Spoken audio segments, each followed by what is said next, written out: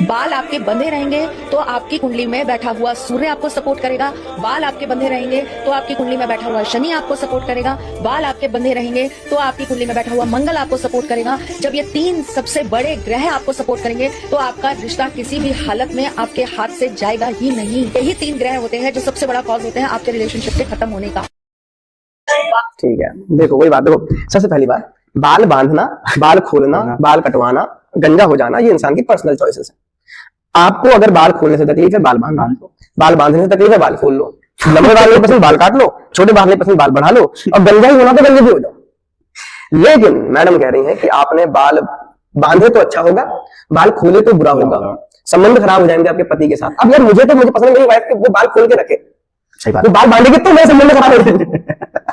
तो वही चीज है ना। देखो एक और चीज है ना, मैं सीधी सिंपल सी बात है, कोई भी रिश्ता किसी शुक्र शनि बृहस्पति की वजह से नहीं खराब होता, होता। अपने काम आपकी अपनी सोच की वजह से खराब होता है।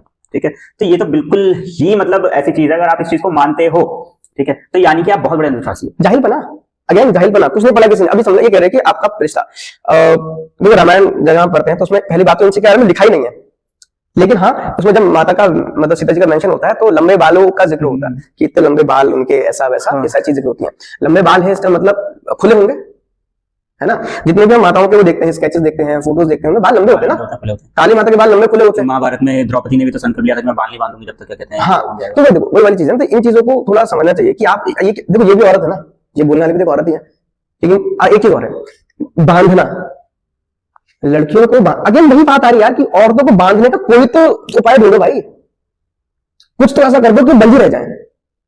मंगलसूत्र डाल दो गले में, है ना, और पैर में पाजेब डाल दो। कुछ लोग बोलते हैं पैर में पाजेब होना जरूरी है, उसकी छन छन छन से घर के जितने भी वो होते हैं भूत पिचास या जो भी नेगेटिव एनर्जी वो सब पॉजिटिव में बदल जाती है या नेगेटिव निकल जाती है। छन छन से दिन भर छमछमी करती रहे बस, है ना। गले में मंगलसूत्र डाले तो पति की उम्र लंबी होती है। इस तरीके से तो भाई अमेरिका में, यूरोप में, इन जगहों में तो सबके पतियों को मर जाना चाहिए।